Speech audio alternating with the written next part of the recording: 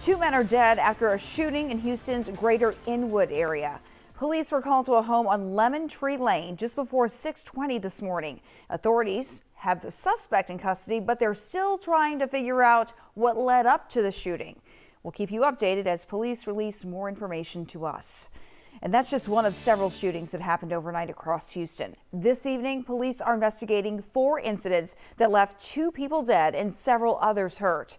First, in southwest Houston at Rancho El Dorado along Vandalia Way, 6 people were shot, a woman killed. Michelle Choi spoke with a woman who worked security at the party and says the victim was an innocent bystander.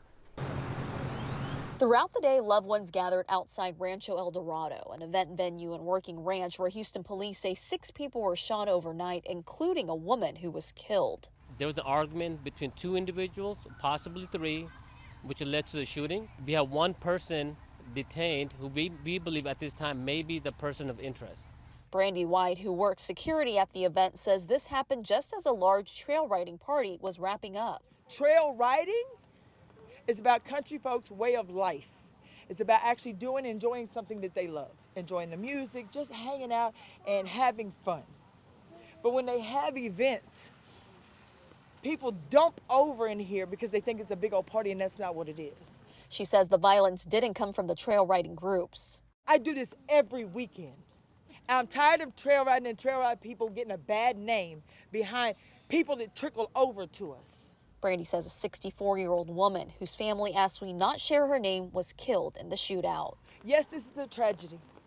And yes, a very sweet, loving woman passed behind a bullet that was not meant for her at all.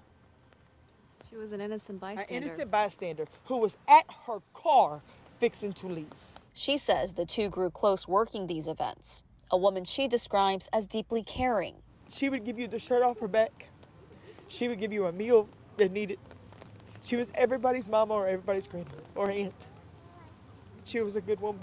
Brandy estimates 20 to 30 trail riding groups, several hundred people were here Friday night, and says the gunfire erupted outside just before 2 a.m. Saturday. Police say 5 others were hurt and taken to hospitals. I'm normally not an emotional person, but I'm tired of the senselessness. I am. What do you hope comes out of this? What do I hope comes? Awareness. People coming together as one to stop the gun violence, hold other people accountable, hold themselves accountable. In Southwest Houston, Michelle Choi, KHOU 11 News. KHOU 11 reached out to the venue, and representatives told us that property was leased out last night, but they would not comment further.